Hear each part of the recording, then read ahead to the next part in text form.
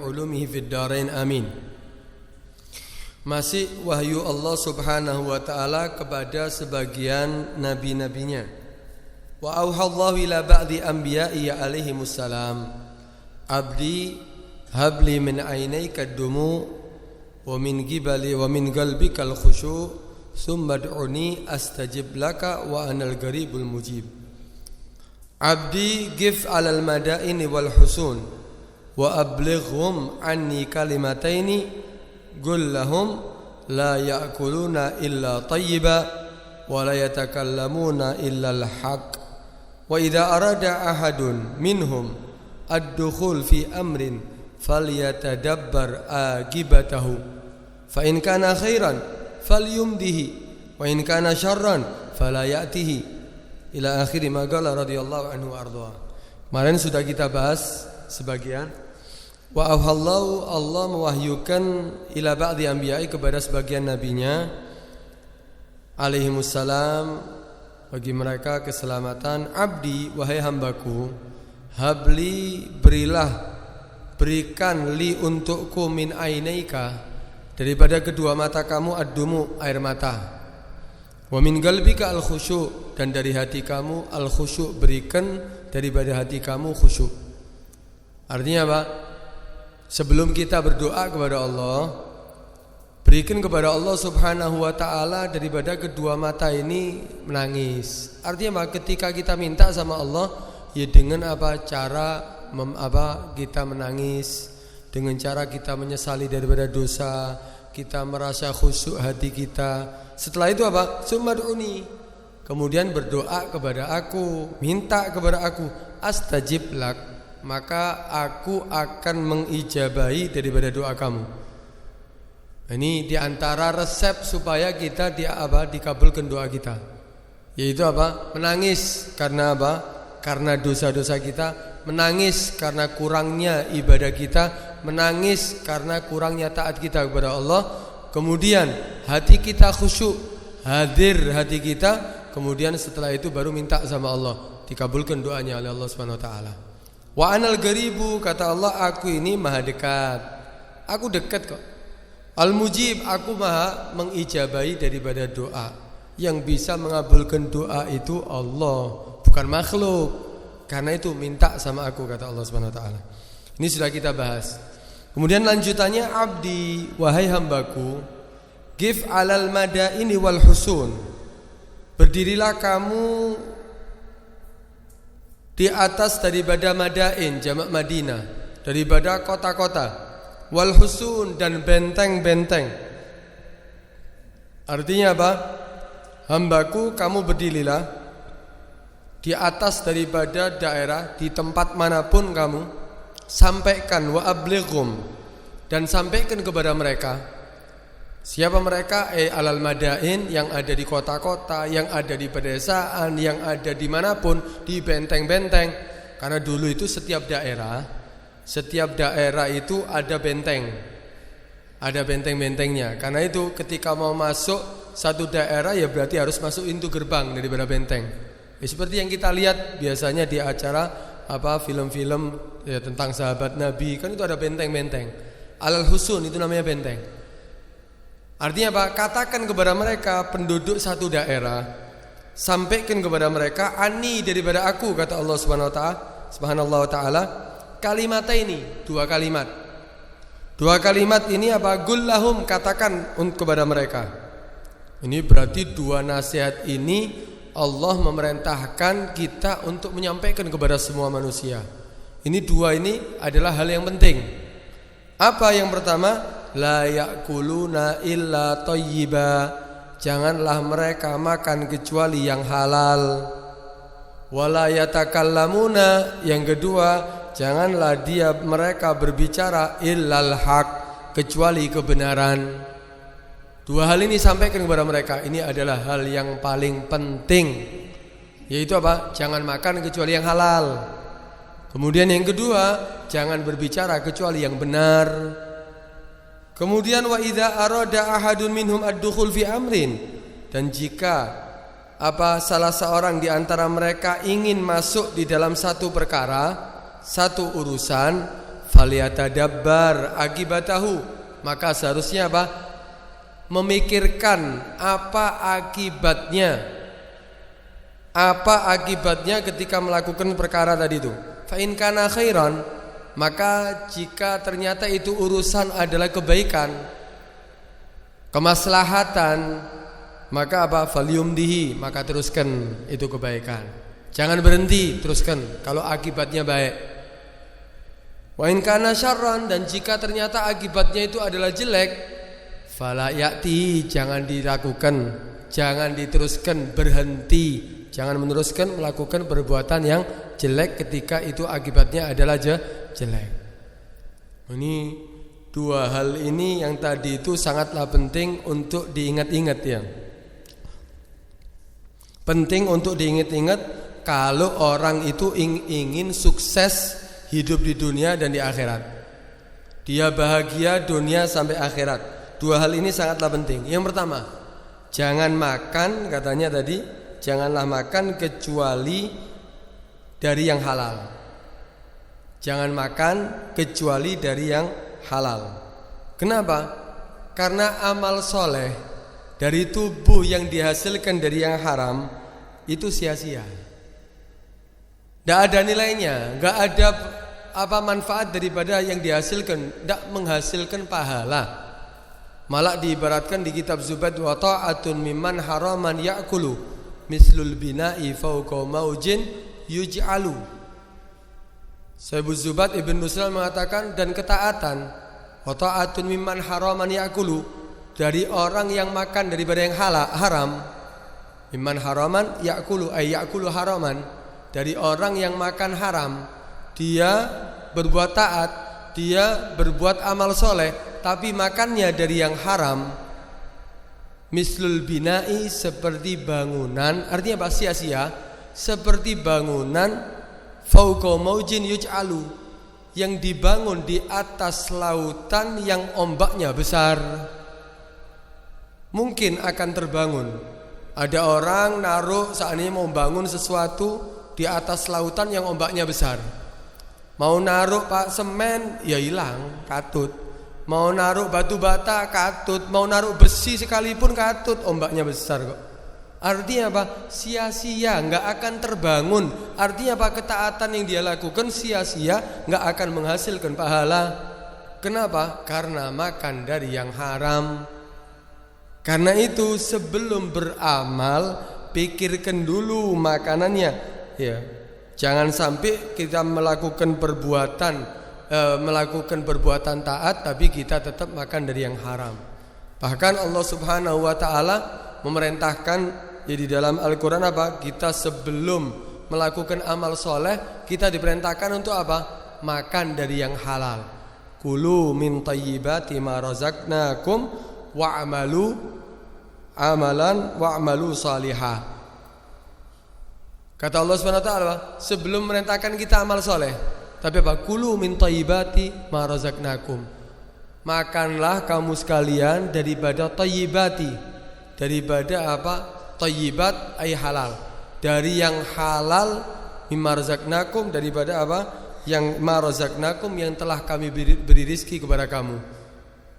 Setelah itu apa? Wa'malu salihah. Baru setelah itu beramallah amal yang baik. Berarti apa? Makan yang halal dulu, baru amal soleh.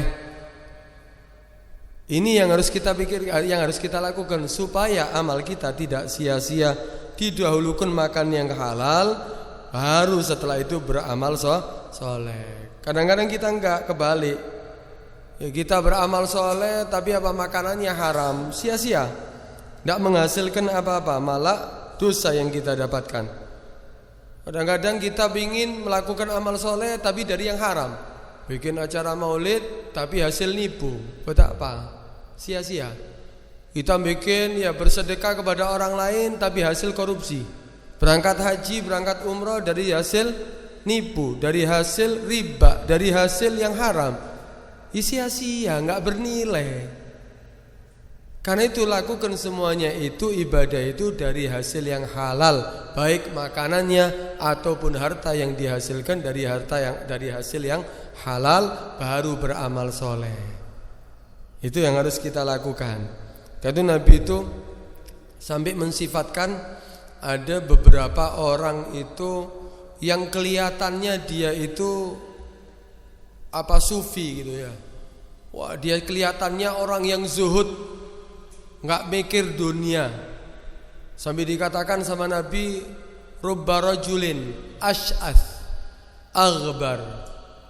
Ada beberapa orang itu, kata Nabi SAW, yang pakaiannya itu berdebu, rambutnya itu tidak terurus, kelihatan tidak seperti orang yang tidak mikir dunia. Yamuddu yada ila sama, ngangkat tangannya. Wah, kalau doa sambil menangis, ngangkat tangannya ke langit. Yamuddu yada ila sama, ya Rabb, sambil mengucapkan ya Allah, sambil menangis. Tapi kata Nabi, mat'amu haram, malbasu haram, makanannya dari haram, pakaiannya dia dari hasil haram, wa ghudhiya bil haram, semuanya dari yang haram.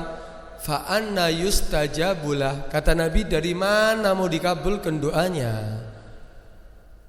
Karena itu sia-sia. Walaupun kalau sampai dia nangis, walaupun dia sampai nangis darah kalau perlu, tapi kalau dari yang haram, pakaiannya haram, tempat tinggalnya haram, harta yang dihasilkan dari yang haram, sia-sia. Karena itu pentingkan urusan yang halal ini ya. Sebagian orang waduh ibadahnya Masya Allah, tapi haramnya juga Masya Allah. Disogok ya riba ibadah ya sia-sia. Karena itu harus kita menjadi orang yang sempurna ibadah, tapi ada hasil. Ibadah menghasilkan pahala. Disitulah akan ada kebahagiaan dunia dan tentunya nanti kebahagiaan di akhirat. Itu pernah sahabat Nabi sallallahu alaihi wasallam yang bernama Sa'ad. Nabi yang mengatakan kepada Sa'ad, ya Sa'ad, atib mat'amak takun mustajabud da'wah. Kata Nabi kepada Sa'ad, ngasih resep kepada sahabatnya yang bernama Sa'ad. Hei Sa'ad, perbagus ya makanan kamu. Perbagus ini bukan makan krengsengan, sate, kemudian makan, bukan. Ya, perbagus makanan kamu artinya perbagus dari makanan yang halal. Usahakan makanan kamu itu dari yang halal, selalu makan dari hasil yang halal. Maka takun kamu akan menjadi mujabud dakwah. Ada yang mengatakan mujabud dakwah, ada yang mengatakan mustajabud dakwah. Kamu akan menjadi orang yang dikabulkan doa kamu. Doanya ya selalu dituruti oleh Allah Subhanahu wa taala. Permintaannya selalu diberi oleh Allah Subhanahu wa taala. Kuncinya makan yang halal. Nah, karena itu kita ini kadang-kadang banyak sambatan, ya Allah doa mulai biyen ndak dikei-kei. Ya Allah minta mulai dulu tetep ae kok ngene. Wis taat padahal. Coba perhatikan makanannya. Apa semuanya masuk? Halal, haram, mlebu kabeh. Perhatikan coba. Jangan-jangan dari situ kekurangan kita. Jangan-jangan kita tidak dikabulkan doa kita dari situ. Karena itu perbaiki. Usahakan semua yang masuk kepada diri kita, keluarga kita daripada yang halal. Kemudian hadis tadi terusannya, ya Sa'ad, atib mat'amak takun mujabud da'wah. Walladzi nafsu Muhammad biyadih, innal abda la yaghdhiful luqmatal haram fi jawfih ma yutagabbal minhu amala arba'ina yauman. Dikatakan terusan daripada hadis tadi itu, dan demi jiwa Nabi Muhammad yang ada di tangannya, artinya demi Allah, Nabi bersumpah, demi Allah, sesungguhnya seorang hamba ketika memasukkan satu suapan saja dari yang haram di dalam perutnya, satu suapan saja, bukan berhari-hari, bukan bertahun-tahun, satu suapan saja yang masuk ke dalam perutnya, maka tidak akan diterima baginya amal 40 hari. Satu suapan yang masuk ke dalam perut kita dari hasil yang haram.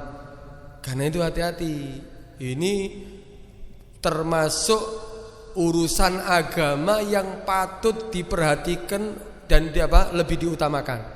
Kenapa? Ternyata kunci daripada diterimanya amal, kunci daripada dikabulkannya doa, kunci daripada segala hal ini ternyata makan dari hasil yang halal. Kan itu ya, kalau kita sekarang kadang-kadang gak mikir ya, makanan yang masuk halal atau haram, doa terus-terusan, akhirnya sulit mau dikabulkan. Kenapa? Nggak mikir dari mana makanan yang masuk kepada dia, dari mana harta yang masuk kepada dia, tidak dipikirkan. Ya, kadang-kadang ya, kita katanya itu jangan asal menerima. Kalaupun hadiah dari orang, kalau meragukan ya jangan diterima. Kadang-kadang ada orang ndak ngomong ya wis ojo ditakokno, akhirnya rubi haram ya. Tidak usah takok wis ya. Lek takok akhirnya kelihatan nanti haram. Loh, justru harus tanya. Kalau meragukan ya harus tanya, dari mana ini hasilnya. Ya kalau meragukan ya ngei hadiah tengah wengi. Meragukan ini ono apa kok tengah wengi ngei hadiah ini ya.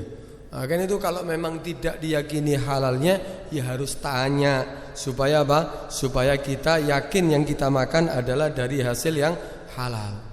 Ambil dikatakan oleh Nabi SAW, kullu lahmin nabata min sukhtin fannaru aula bih. Setiap daging yang dihasilkan dari yang haram, maka api neraka yang lebih pantas untuk dirinya.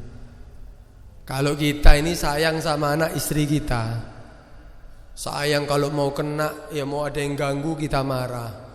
Kalau dia terluka kita pasti mengobatinya. Kalau dia sakit kita bawa ke dokter, kita belikan obat. Tapi secara tidak langsung kita ini sebagai orang tua kadang-kadang kejam. Kejam terhadap anak istri kita. Kenapa? Karena anak istri kita kasih dari yang haram. Berarti seakan-akan kita berusaha untuk memasukkan anak istri kita ke neraka. Ini kullu lahmin nabata min sukhtin fannaru aula bi. Tempat yang pantas di mana? Api neraka. Karena itu hati-hati. Ya ini harus diperhatikan. Dan juga ya di antara kunci kita ini kadang-kadang para orang tua ini, para orang tua atau diri kita sendiri kadang-kadang kok dijak taat kok abot ya. Kok diajak untuk taat kepada Allah ini kok sulit ya. Beban, hati hadir pengajian itu kayak hati perang. Hati hadir pengajian itu berat kadang-kadang. Hati hadir orkesan, waduh, enteng. Mau hadir mau sholat berjamaah kok abot, padahal tinggal melangkahkan beberapa langkah dari rumahnya ke masjid. Sulit untuk melakukan sholat berjamaah. Mau berzikir itu kok sulit, padahal tasbihnya api-api. Membaca Al-Quran kayak berat, padahal Al-Qurannya sudah ada, tinggal baca. Tetapi kenapa kok dia merasa berat? Kenapa kok dia merasa kok abot sulit untuk melakukannya? Tapi kalau untuk maksiat, enteng. Diajak majelis, duduk-duduk di warung kopi, wah siap. Kon yo sing nukokno kopi nih yo. Ya, kon sing nukokno jajan yo, wah lungguh berjam-jam. Kenapa? Ini semuanya kenapa kok kita ini melakukan taat kok berat, melakukan maksiat kok enteng. Juga sama ketika kita punya anak, diarahkan yang baik sulit. Tapi untuk maksiat, waduh, gampang. Kenapa? Nih, juga karena makanan. Kata Nabi SAW, man akalal haram asad jawarihuhu sya'am aba alima aulam ya'lam. Wa man akalal halal ata'at jawarihu sya'am aba alima aulam ya'lam. Kata Nabi SAW, barang siapa yang makan yang haram, maka anggota tubuhnya dia itu akan selalu mengajak maksiat. Enteng untuk diajak untuk maksiat.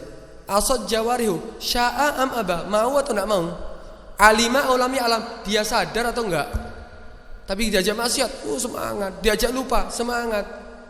Sesuatu yang tidak ada artinya, semangat. Tapi kalau diajak taat berat. Kenapa? Makanannya haram. Tapi sebaliknya, waman akalal halal, barang siapa yang makanannya halal, dari hasil yang halal, maka anggota tubuhnya akan mudah untuk diajak taat kepada Allah. Alima asya'am aba, mau atau tidak mau, dia mengetahui sadar ataupun tidak sadar. Enteng. Dijak, salat berjamaah, ayo. Tidak usah dijak ke rumah dan langsung berangkat. Wah, semangat untuk melakukan taat kepada Allah Subhanahu wa taala. Kenapa? Makanannya halal. Sehingga anggota tubuhnya dia mengajak selalu untuk taat kepada Allah Subhanahu wa taala. Karena itu harus kita berusaha untuk mencari yang halal. Allah akan bantu. Rizki itu sudah dipastikan, sudah ditentukan, setiap orang, setiap jiwa itu sudah ada. Tidak mungkin rizki itu luput, salah sasaran itu tidak mungkin. Kita mencari rizki, kalau tidak rizki kita yang mencari kita. Rizki itu akan datang sesuai dengan yang sudah ditentukan oleh Allah Subhanahu wa taala. Enggak akan luput. Tapi kita wajib mencari yang halal. Talabul halali wajibun ala kulli muslim. Mencari yang halal itu adalah kewajiban bagi setiap orang yang muslim. Karena itu berusahalah untuk mencari rizki dari yang halal, ya, supaya ibadah kita diterima oleh Allah, supaya kita mudah untuk melakukan taat kepada Allah, supaya supaya doa kita dikabulkan oleh Allah Subhanahu wa taala. Banyak hal manfaat yang didapatkan karena sebab kita makan dari yang halal. Hindari daripada makanan yang haram, karena itu akan membuat kita sulit untuk melakukan taat, sulit dikabulkannya doa, sulit untuk mengatur anak kita. Sulit kita mengatur anak kita, kadang-kadang gara-gara itu. Anak kita kasih yang haram, soro, dijak taat soro, dijak maksiat, wah gampang. Dijak lupa gampang. Tapi untuk taat kepada Allah sulit. Kadang-kadang kita berangkat ke masjid, anak kita enggak tahu kemana. Kadang-kadang kita berangkat majelis taklim, sholat berjamaah, anak kita nggak tahu di mana, di tempat taat atau maksiat atau gimana nggak tahu. Karena itu, ya, resepnya kepingin gampang untuk mendidik anak, diantara juga berikan kepada mereka makanan yang halal. Dan ini sangat penting ya ini ya, ini sangat penting.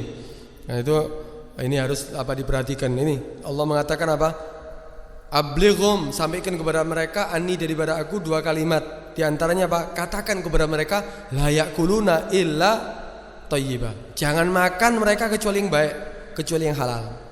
Berarti nasihat ini sangat penting. Kenapa? Karena Allah sendiri yang mengatakan, dan di situ ternyata banyak manfaat yang didapatkan, dan sebaliknya ketika dia makan yang haram banyak madarat yang dia dapatkan. Ini yang pertama. Kemudian yang kedua, nasihat wasiat Allah Subhanahu wa taala kepada hambanya, wala yatakallamuna illal haq. Janganlah mereka berbicara kecuali yang benar. Selalu yang dibicarakan benar, jangan kebohongan. Siapapun dia, mau jadi apapun dia, kalau berbicara yang benar. Apa itu yang dikatakan hak? Al-haq itu yaitu yang dari Allah dan dari Nabi Muhammad. Itu yang hak. Itu Allah mengatakan Al-haq, dikatakan Al-haqqu min rabbik. Kebenaran itu murni dari Tuhan kamu. Kalau itu dari Allah, dari Al-Quran, pasti benar. Kemudian yang kedua, dari Nabi SAW. Karena itu Nabi mengatakan, catat ini yang keluar dari mulutku, kata Nabi SAW. Catat yang dari keluar dari mulutku. Kenapa? Ma yantiqu anil hawa illa huwa wahyun yuha. In huwa illa wahyun yuha. Tidak pernah Nabi berbicara itu daripada hawa, keinginannya dia sendiri, enggak. In huwa, pembicaraan Nabi itu illa wahyun yuha, kecuali wahyu yang diwahyukan kepada Nabi Muhammad SAW. Karena itu selalu kebenaran yang diucapkan. Kita kalau berbicara, jangan berbicara kecuali yang benar. Artinya jangan berbicara yang batil. Yang batil berarti yang tidak sesuai dengan Al-Quran dan daripada Nabi Sallallahu Alaihi Wasallam. Tidak berdasar. Apapun sudah, ketika kamu berfatwa, berfatwalah dengan yang benar. Ketika kamu menjadi pejabat, ya pejabat yang benar. Ketika kamu menjadi orang awam, awam yang benar. Semuanya ya jangan kamu mengatakan kecuali yang benar. Sampai dikatakan oleh Nabi SAW, gulil haq walau kana murrah. Katakan yang hak, katakan yang benar walaupun itu pahit. Memang kadang-kadang sulit. ngajak orang untuk taat. Kadang ya orang tidak senang, kadang orang membencinya. Tapi apa? Katakan yang hak. Itu salah, tidak boleh, itu dosa. Katakan yang hak. Walau murah, walaupun pahit.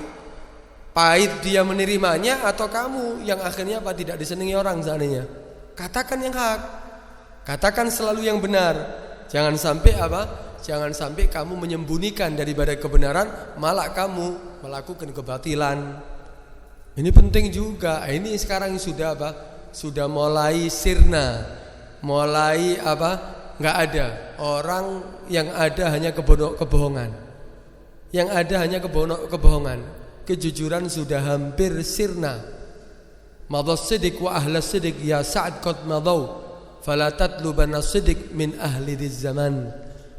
Kata Abdullah Haddad, sudah berlalu kejujuran. Yang benar, orang mengatakan yang benar enggak ono saiki. Orang banyak berdusta. Siapapun dia banyak melakukan kedustaan.